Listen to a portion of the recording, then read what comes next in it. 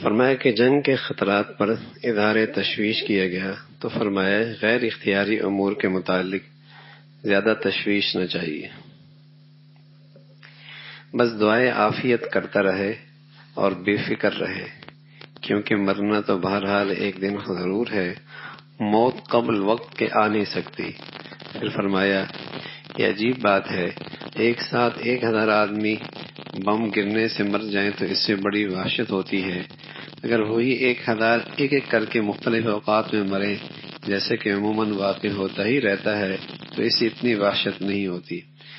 حالانکہ فرق کوئی وجہ نہیں، اگر ہر شخص یہ سمجھ لے کہ مجھے ایک دن ضرور مرنا ہے، چاہے اکیلا مروں چاہے بہت سے لوگوں کے ساتھ مروں، میرے لیے یکساں ہے، تو ایسے خطروں سے زیادہ وحشت نہ ہو، خوف زدہ نہ ہو۔ باقی یہ ہے کہ دعائیں عافیت کرتے رہنے چاہیے، اور جو اختیار میں تدبیر ہے وہ اختیار کرتے رہنے چاہیے، لیکن خوف زدہ رہنا اور بلا وجہ اس سے تشویش میں رہنا، یہ اس کی ضرورت نہیں ہوتی۔ جو چیزیں اختیار میں نہیں اس کے معاملے میں زیادہ تشویش میں نہیں پڑنا چاہیے۔ ہر شخص صرف اپنے ہی مرنے کا خیال کرے، دوسروں کے مرنے کا خواہ مخواہ کیوں تصور کرے؟ رہا اپنا مرنا وہ تو ہونا ہی ہے، جہاں اپنا مرنا تو وہ تو مرنا ہی ہے، اور یہ بھی یقینی ہے کہ نہ وقت مقدر سے پہلے واقع ہوگا نہ بعد ہو۔ جو میرے لیے موت کی گھڑی لکھی ہے، ساری دنیا حفاظت پہ آ جائے وہ تو مرنا ہی ہے، اور ساری دنیا مجھے موت میں دھکیلنا چاہے لیکن میری گھڑی نہیں آئی تو میری زندگی کوئی نہیں ختم کر سکتا۔ تو یہ یقینی ہے کہ نہ وقت مقدر سے پہلے واقع ہوگا نہ بعد کو، لا یستاخرون ساعۃ ولا یستقدمون، اس کی فکر میں پہلے سے کیوں خواہ مخواہ پریشان ہو۔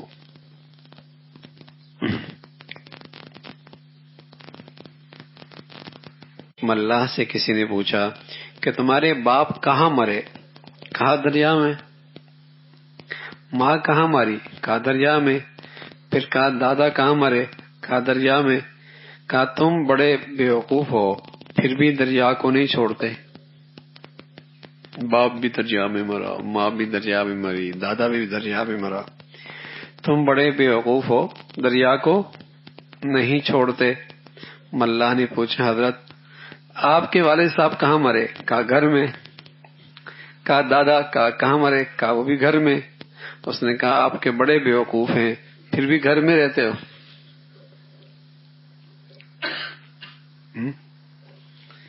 پھر بھی گھر میں رہتے ہو۔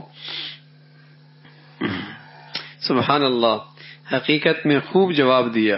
خشکی میں کیا اطمینان ہے، مکان گر پڑے تو کیا ہو سکتا ہے، آگ لگ جائے تو کیا ہو سکتا ہے۔ حق تعالیٰ فرماتے ہیں تم جو درجات سے نکلتے ہی سرکشی کرنے لگے تو کیا اس سے اطمینان ہو گیا؟ تم خوشی میں دنسا نہیں سکتے اور تم خوشی میں نہیں تباہ ہو سکتے، ہم تند ہوا نہیں بھیج سکتے۔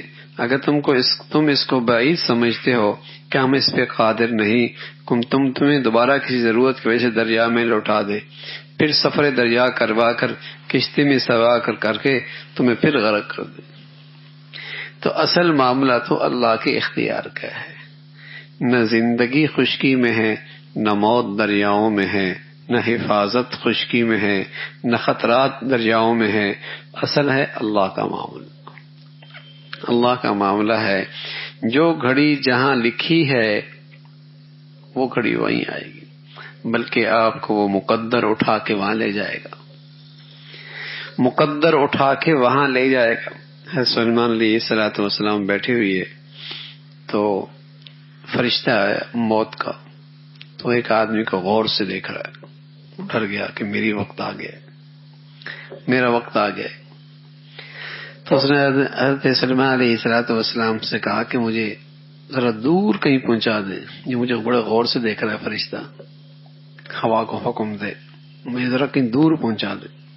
آپ نے ہوا کو حکم دیا اور دور جا کے کہیں اسے پہنچا دیا۔ تو پھر آپ نے پوچھا کہ آپ اسے اتنے غور سے کیوں دیکھ رہے تھے؟ کہ میں غور سے اس لیے دیکھ رہا تھا، اس کا وقت تو موت کا قریب آ گیا اور اس کی جگہ تو کوئی اور ہے، یہ یہاں بیٹھا ہوا ہے، اب صحیح جگہ پہنچ گیا۔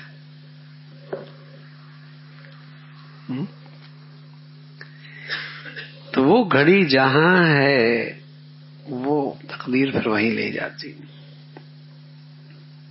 تقدیر وہیں لے جاتی ہے۔ تو موت کے نقشوں سے نہیں ڈرنا چاہیے، عافیت ضرور مانگنی چاہیے۔ ہاں، اس کے لیے موت کا نقشہ وہی ہے جو اس کے لیے مقدر ہے، جو اس کے لیے مقدر ہے۔ وہاں سے نہ آگے جا سکتا ہے نہ پیچھے ہٹ سکتا ہے۔ بتائیے آدمی کتنا مضبوط ہو سکتا ہے اندر سے؟